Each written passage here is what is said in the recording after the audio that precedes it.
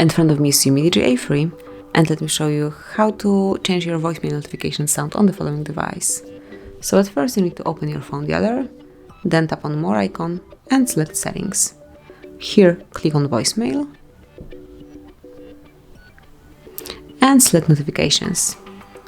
And smoothly by tapping on Advanced and choosing Sound, you can pick the voicemail notification sound that you want to apply.